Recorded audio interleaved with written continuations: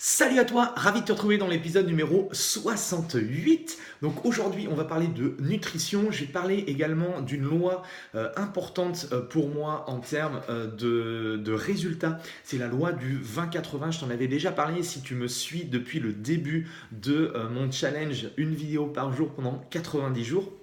Je me présente, je suis Andy si on ne se connaît pas encore et aujourd'hui je vais te parler voilà, de la loi de 20-80, je vais te parler de perdre du poids, de perdre de la masse grasse, bref, ne bouge pas si ça t'intéresse, pense justement à t'abonner en dessous de la vidéo, dans le petit onglet en bas à droite de la vidéo, tu cliques sur ce petit onglet là et tu recevras chaque jour mes meilleurs conseils, mes meilleures vidéos sur l'entraînement, la nutrition, le mindset, bref, tout un tas de choses qui vont te permettre de pouvoir changer ta vie, de changer les choses et de te sentir bien dans ton corps.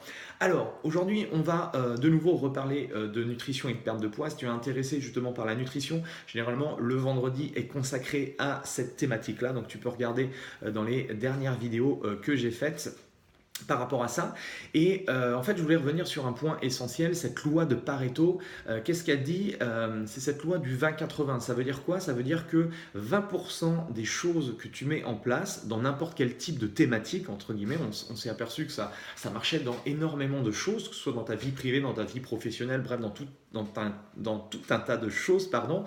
Et également, ça marche pour, si j'ai envie de perdre du poids, ça marche également. Il faut se concentrer en fait sur les 20% qui permettent d'avoir 80% des résultats escomptés. D'accord? Donc 20% des choses que tu vas mettre en place, notamment liées à la perte de poids, vont t'apporter 80% des résultats. La grosse difficulté, c'est bien sûr de savoir quels sont ces 20%-là, quels sont les 20% des choses que tu dois mettre en place dans ta vie de tous les jours pour avoir 80% des résultats. Et c'est vrai que quand on commence à s'intéresser un petit peu à la perte de poids, à la perte de masse grasse, eh bien là on a un océan d'informations. Il suffit de regarder un peu, de commencer à regarder un peu les médias, de lire dans les magazines, de lire des articles sur Google. Bref, on s'aperçoit que tout le monde dit plein de choses, il y a plein de choses, il y a 150 000 régimes, il y a un régime qui sort je pense tous les jours. Bref, c'est compliqué en fait de faire la part des choses, de savoir le bien du mal, ce qui est intéressant, ce qui n'est pas forcément intéressant. Et moi j'avais envie entre guillemets de défricher un petit peu tout ça, non pas parce que je suis un gourou de la transformation physique, néanmoins ça fait à peu près une vingtaine d'années que je travaille avec des gens, je suis coach et donc j'aide des personnes justement notamment à se sentir mieux dans son corps, à perdre des centimètres, à se sentir bien justement avec son physique. Et donc j'ai pu par cette expérience-là, par ces tests, les différents tests que je fais au quotidien avec mes élèves, eh bien, voir les choses qui fonctionnaient, voir les choses qui ne fonctionnaient pas. Et aujourd'hui, je voulais te donner en fait 4 choses importantes qui, moi, me semblent importantes pour rester focalisé et focus dans cette notion de 20-80. Si aujourd'hui, toi, tu veux perdre du poids, si tu veux te concentrer à te transformer physiquement et à changer justement ton corps, de te focaliser déjà sur ces 4 points essentiels et à partir de là, tu vas déjà avoir des résultats. Alors, première chose importante, c'est cette notion de déficit calorique, d'accord? C'est-à-dire qu'il faut voir cette notion de calories comme un effet de balance. Et si je consomme plus de calories que je n'en dépense dans la journée, forcément, je vais avoir un surplus et donc je vais théoriquement prendre du poids. D'accord? Donc, c'est très schématique, d'accord?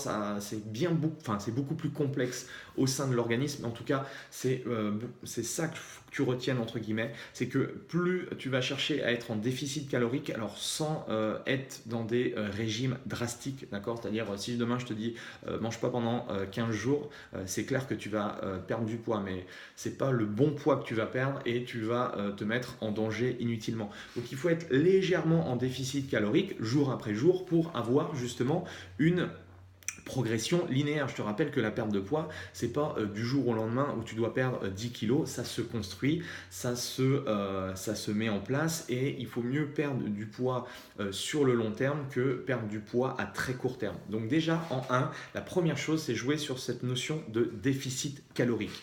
La deuxième chose, si on reste dans la partie nutrition, c'est d'avoir un équilibre entre les 3 macronutriments que sont les glucides, les protéines et les lipides.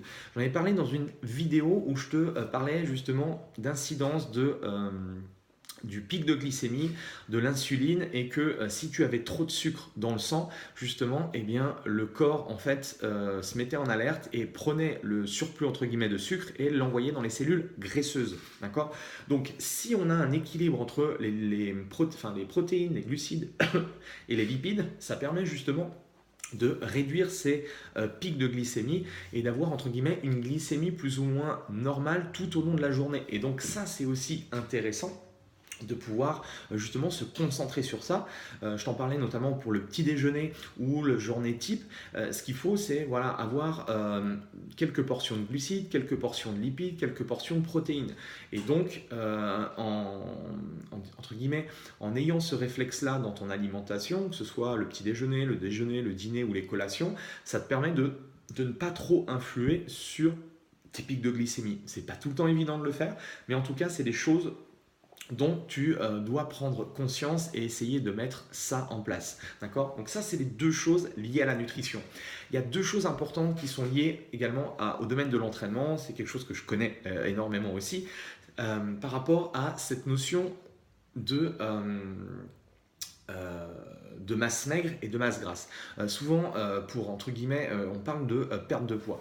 Moi, j'aime pas trop parler de perte de poids, je préfère parler de perte de masse grasse parce que ce qui est important à comprendre, c'est que si j'arrive à transformer, enfin pas à transformer, si j'arrive à faire réduire la graisse et à augmenter la masse maigre sans que le poids change, pour moi, c'est pas forcément déstabilisant en soi parce que sur la balance, si tu fais le même poids mais que tu as pris beaucoup de muscles et tu as perdu énormément de graisse, tu vas voir qu'au niveau de ta silhouette, au niveau de ton physique, tu vas changer complètement. D'accord. Donc c'est ça, au début, c'est vrai qu'on ne voit pas forcément la différence si tu t'entraînes de la façon dont je vais te le dire. Donc le troisième pilier, c'est justement de travailler avec des charges additionnelles, de travailler la force, de travailler avec des barres ou des haltères ou des choses qui vont te permettre de gagner en force et donc de gagner en muscle. Et donc, si j'ai plus de muscles, eh bien, je vais avoir un métabolisme de base au repos beaucoup plus élevé. C'est pour ça que les gars, entre guillemets, on est entre guillemets avantagés par rapport aux filles, tout simplement parce que naturellement on a un peu plus de muscles que les filles et donc on a un métabolisme normalement au repos qui est supérieur. Et donc plus je vais travailler, plus je vais avoir de muscles, plus mon organisme va demander entre guillemets de l'énergie, va demander des macronutriments pour nourrir les muscles, d'accord. Donc tu comprends que plus je vais travailler efficacement avec des charges additionnelles, bien plus je vais construire du muscle et plus mon métabolisme va être élevé. Alors attention, les filles qui veulent pas qui veulent pas ressembler à des bodybuilders, qui veulent pas avoir des gros muscles, ne t'inquiète pas par rapport à ça. Il faut on va dire un entraînement et une hygiène alimentaire vraiment différente et spécifique quand on fait ce type de sport. C'est vraiment un sport à part entière. Donc là, je ne rentrerai pas dans le sujet, dans le débat, mais c'est pas parce que tu vas t'entraîner régulièrement chaque semaine à soulever des charges que tu vas te transformer et faire de la compétition de bodybuilding, d'accord. Donc n'aie pas peur par rapport à ça, il n'y a aucun problème. Donc le troisième pilier, c'est de travailler avec des charges additionnelles. Et la quatrième chose selon moi importante, et ça on va dire c'est plus une philosophie entre guillemets de vie, c'est être le plus actif possible, c'est-à-dire que toutes les choses que tu peux justement faire de manière active, fais-le. Évite de prendre évite de prendre l'ascenseur, évite de prendre ta voiture si les déplacements sont pas très loin. Bref, il y a plein de choses aujourd'hui que qu'on a entre guillemets omis de faire, ne serait-ce que d'aller faire une marche le dimanche matin avec ses enfants ou de faire du vélo et tout. Voilà, plus on va être actif, même si de temps en temps, c'est important aussi de faire un entraînement. Voilà, sans forcément avec de l'intensité, sans forcément avec des charges, simplement pour prendre l'air, pour prendre...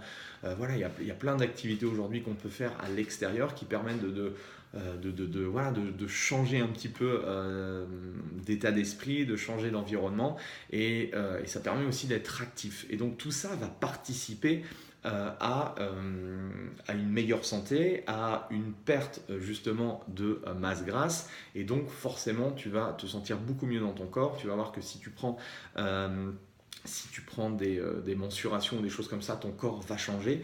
Et pour moi, si je respecte la loi des 20-80, si demain, enfin moi, quand il y a une personne en face de moi qui me demande justement comment on va s'y prendre et tout, c'est un des protocoles, c'est cette mise en place de ces quatre règles-là. Un, le déficit calorique. Deux, l'équilibre des macronutriments. Trois, le travail d'entraînement avec charge additionnelle et haute intensité. Et 4, essayer d'être le plus actif possible. Voilà. En tout cas, si ça te parle, eh bien, n'hésite pas à liker cette vidéo. N'oublie pas de t'inscrire à ma chaîne YouTube si tu veux recevoir, si ça te plaît, si ça t'intéresse, le contenu que je partage avec toi chaque jour. Tu peux, même chose, si tu as des questions par rapport à ça, laisse-la en dessous de la vidéo. Comme ça me permettra de pouvoir y répondre. En tout cas, merci à toi. Je te souhaite de passer un excellent vendredi et on se retrouve demain pour l'entraînement de la semaine, l'entraînement du week-end. Je te partage mes entraînements, mes défis à haute intensité. Bref, on voit ça demain. En tout cas, merci, bonne journée et à très vite. Salut.